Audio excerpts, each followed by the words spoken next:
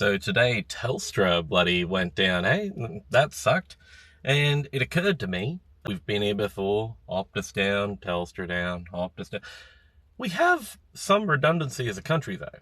We have the Optus network and the Telstra network, right? Like we've got two big networks that mostly cover most of the same area.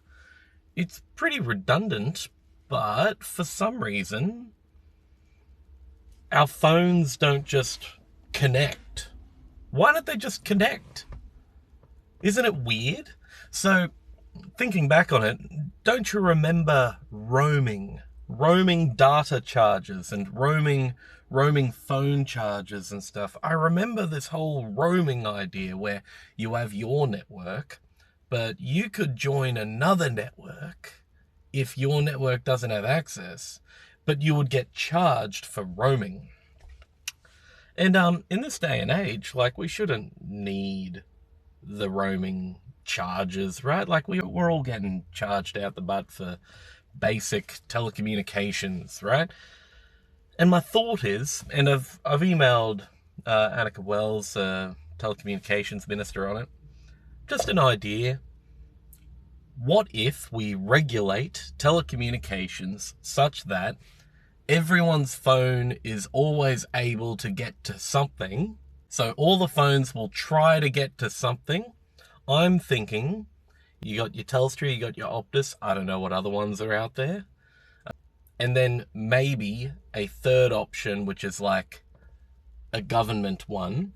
And I'm not saying that the government one should be there all the time. I'm just saying that my knowledge comes from video games, comes from load balancing, comes from serverless servers. So when you're joining a server, first you check the server list server. So coming from web development, I can imagine you might want a third party to check the Telstra and the Optus networks, right? And basically, attacking the corporate line will have to charge roaming costs.